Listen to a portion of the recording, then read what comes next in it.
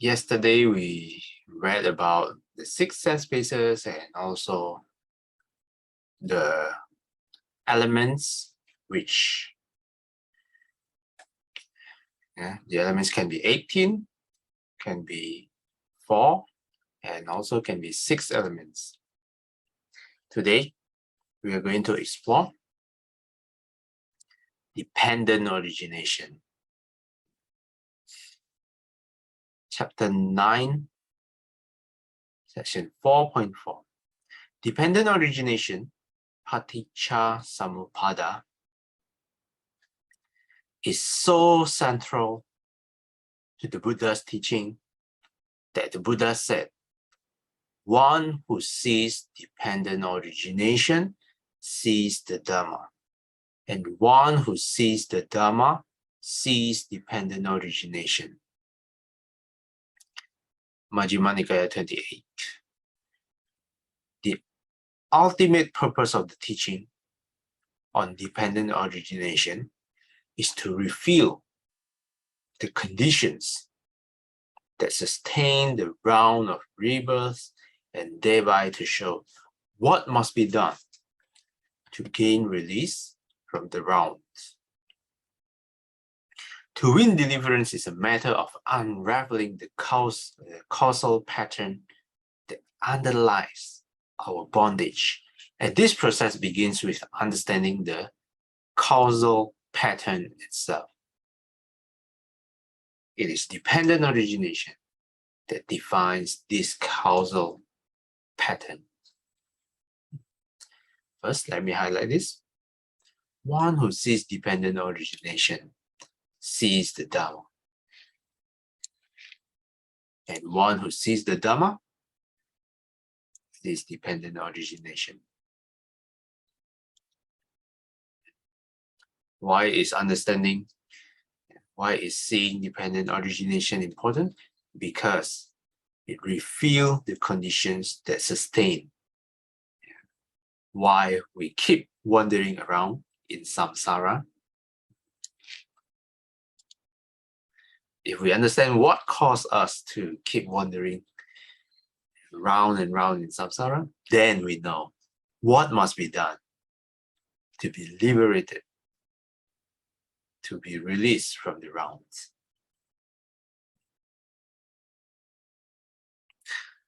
Sister Shromi, would you like to continue? An entire chapter of the Samyutta Nikaya, the Nidan Samyutta, chapter 12, is devoted to dependent origination. The doctrine is usually expounded as a sequence of 12 factors joined into a chain of 11 proportions. See text 9.4, subsection 4, subsection A. A Buddha discovers this chain of conditions after his enlightenment. His mission is to explain it to the world. Text 9.4, subsection 4b, declares the sequence of conditions to be a fixed principle, a stable law, the nature of things. The series is expounded in 2 ways, by way of origination, called anuloma, or forward order, and by way of cessation, called patiloma, or reverse order. Sometimes the presentation proceeds from the first factor to the last. Sometimes it begins at the end and traces the chain of conditions back to the first. Other suttas pick up the chain somewhere in the middle and work either backward to the end or forward to the front. Thanks, Sister Shromi. Okay, so here, one thing to highlight. The doctrine is usually a sequence of 12 factors and then chained together.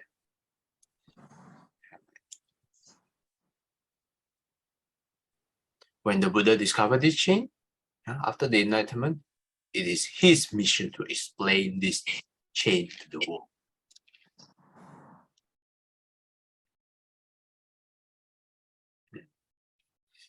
And the text also declares this sequence of conditions is a fixed principle, a stable law of the nature of things. There are two ways to expound this. The first one by way of origination, the second way by way of cessation. If we start with origination, it's the forward order. If it's cessation, it is the backwards order or reverse order.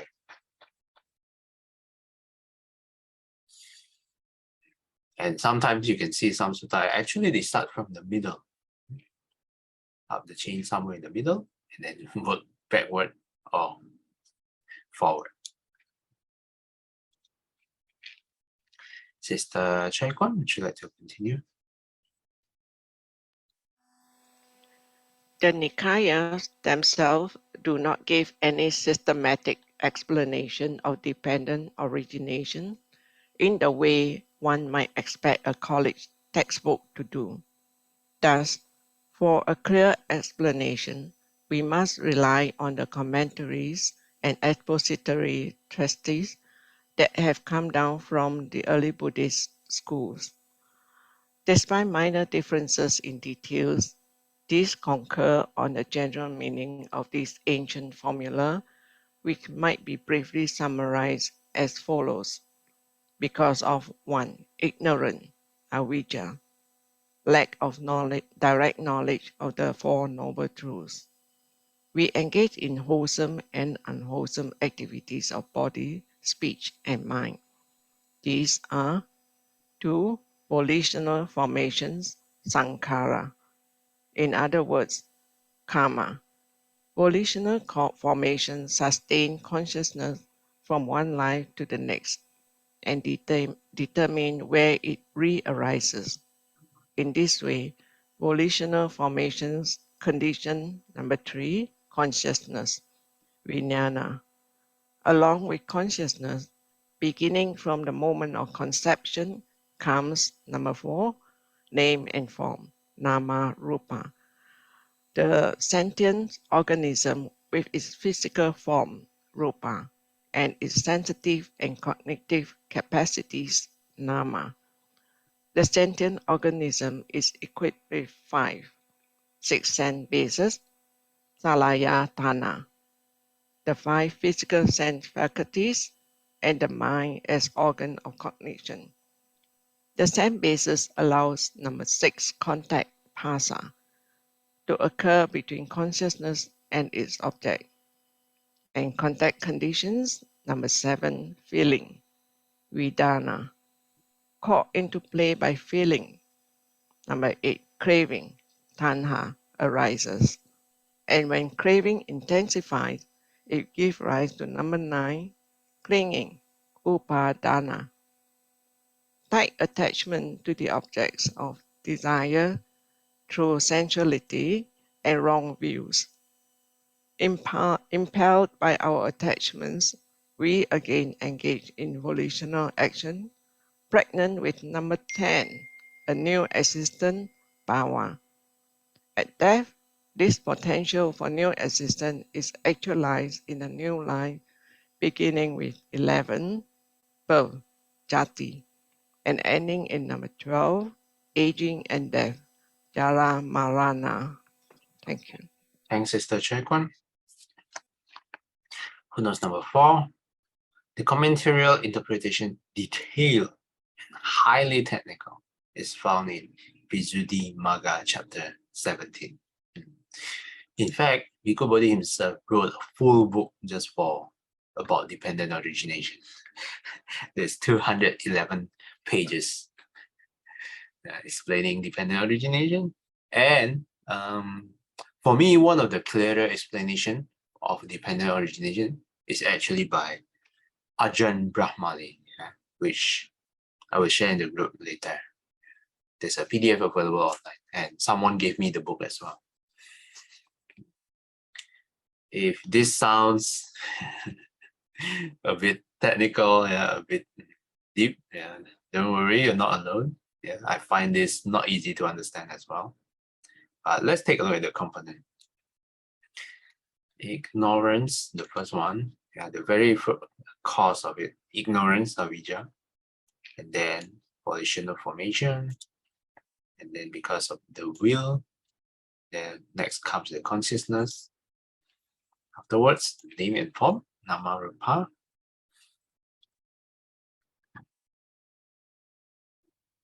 Which can be separated into two. Its physical form, rupa, and its cognitive and sensitive capacities, nama.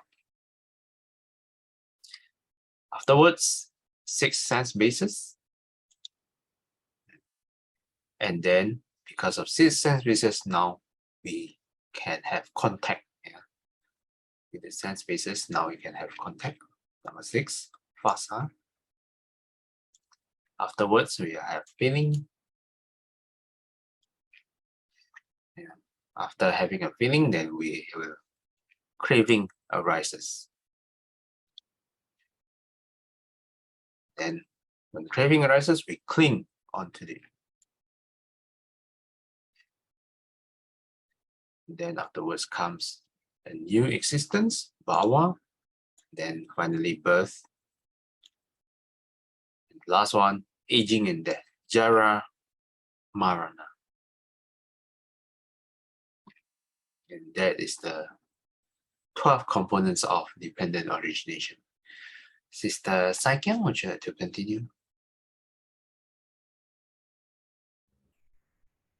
From the above, we can see that the commentarial interpretation treats the 12 factors as spread out over a span of 3 lives, with ignorance and volitional formations pertaining to the past, birth and aging and death to the future, and the intermediate factors to the present. The segment from consciousness through feeling is the resultant phase of the present. The phase resulting from past ignorance and karma. The segment from craving through existence is the karmically creative phase of the present, leading to renewed existence in the future. But existence is distinguished into 2 phases. One, called karma existence, karma bhava, constitutes the active side of existence and belongs to the causal phase of the present life. The other, called rebirth existence, upapati bhava, constitutes the passive side of existence and belongs to the resultant phase of the future life. The 12 factors are also distributed into 3 rounds. The round of defilements, kilesa vata, includes ignorance, craving, and clinging. The round of action, kama vata, includes volitional formations and karma existence.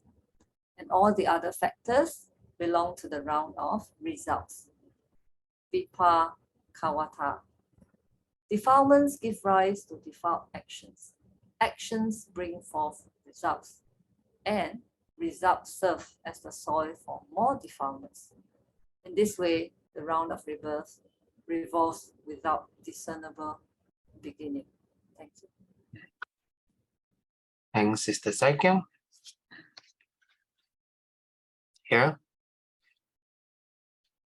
Mikobode explains that the 12 factors spread out over a span of 3 lives. How is it 3 lives? Ignorance and volitional formations is part of the past. Birth and aging and death. Birth and aging and death pertains to the future. And everything in between, the intermediate factors, is the present.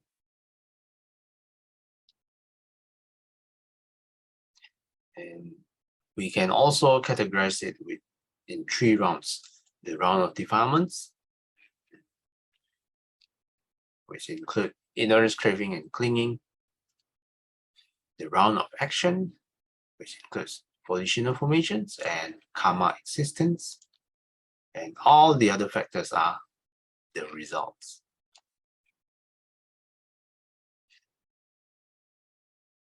Sister Billy, would you like to continue? This method of dividing up the factors should not be misconstrued to mean that the past, present, and future factors are mutually exclusive.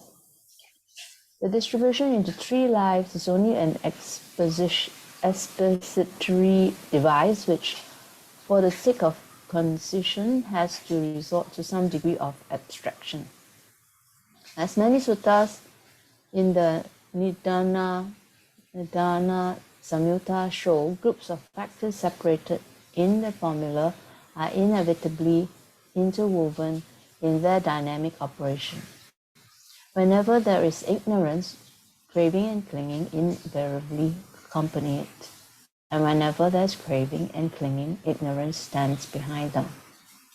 The formula demonstrates how rebirth can take place without the presence of a substantial self that maintains its identity as it transmigrates from one life to the next.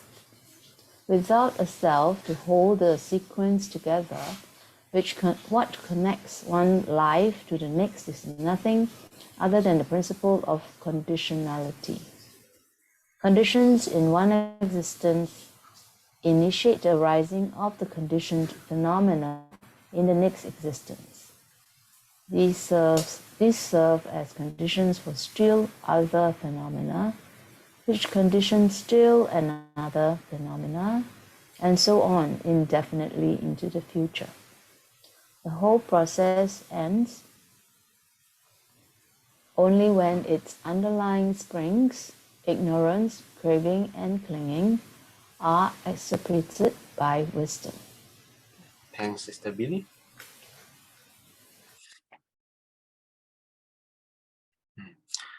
The important part of this paragraph is all these factors, group of factors, separated in the formula are inevitably interwoven in their dynamic operation. Yeah. So by no means each factor is all separate and mutually exclusive. This is just for the sake of abstraction, yeah, for the sake of teaching others to be more easily understandable. But in actual case, everything can affect each other in their operation. Here, another important point would be that sometimes this question arises, who actually keeps going around in samsara? Yeah?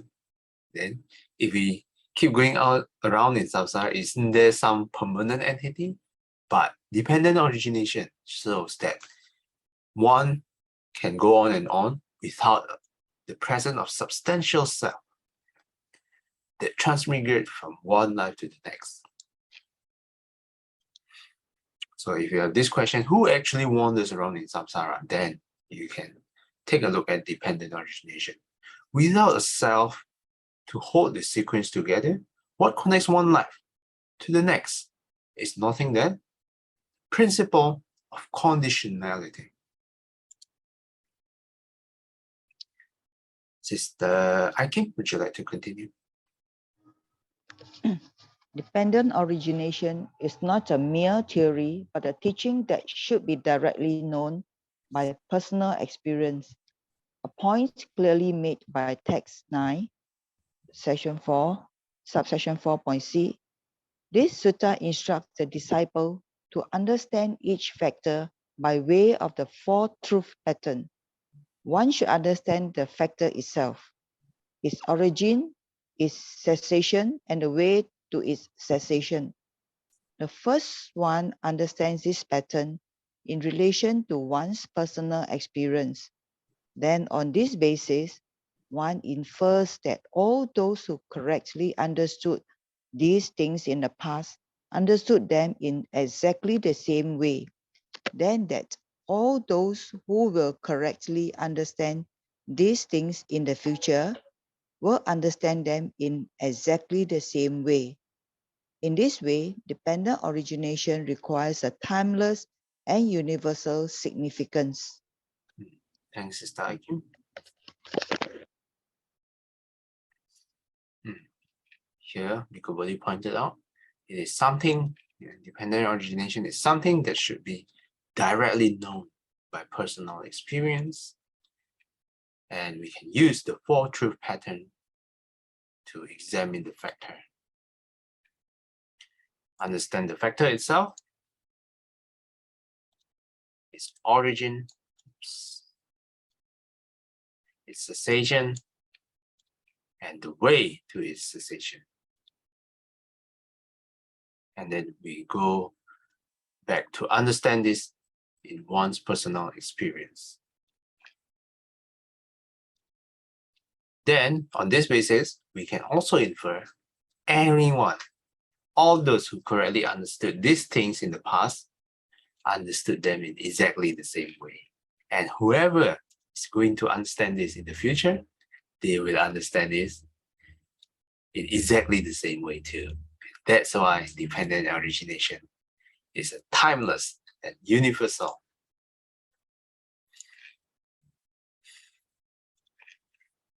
I think this is a good time to stop any questions or comments. Oh, you're totally lost. Oh, what the hell am I reading? Actually, when we go for retreat, right, it is cultivating and understanding this dependent origination on ourselves. We start with ourselves when what feeling arrives, contact, all this. So actually, we are working on the dependent origination. It's just that they don't spell it such a way, so we just say come for retreat. But actually, we are trying to break at certain parts because it's three lives, right? Whatever that is ignorant and our karma, that one we have no more control.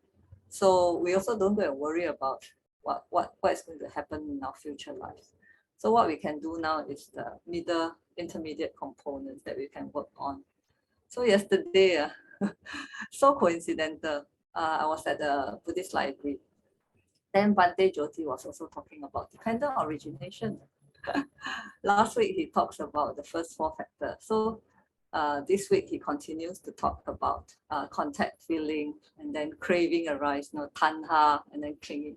So I asked Bhante, I said, Bhante, is it possible that we have likes and dislikes still? We understand the feeling arise, the contact, the feeling arise, and then we like, and then we have tanha, craving for it. But can we just crave for that moment? Can we just crave and then don't cling? And then I just enjoy at that time. Whatever that is there, I enjoy. Then Bhante said actually it's possible because the Arahants actually also have likes and dislikes.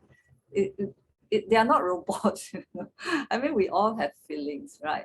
So it is possible, but because we lack this wisdom, that's why whenever we have craving, it will lead to clinging for more and more and more. So I think if, let's say, we can try to minimize that craving at first, we have to recognize that there's craving arises, and then you work on that.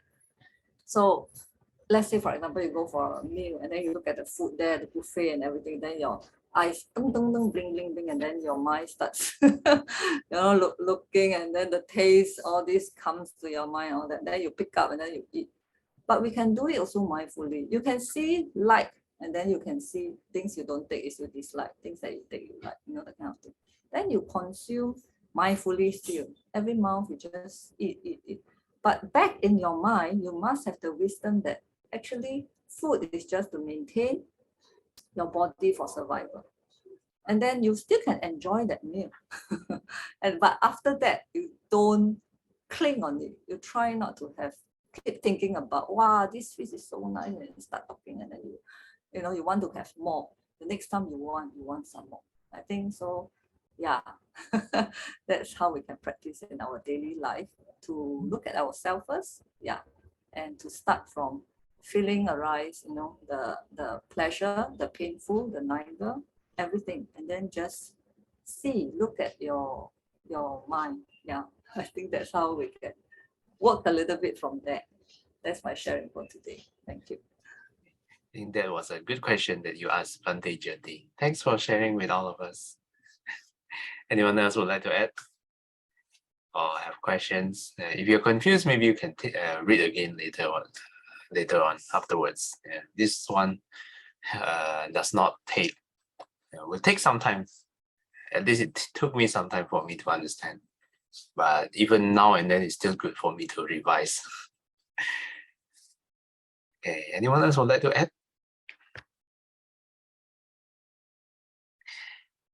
If not, then Sister Choi Kon, would you like to do the dedication?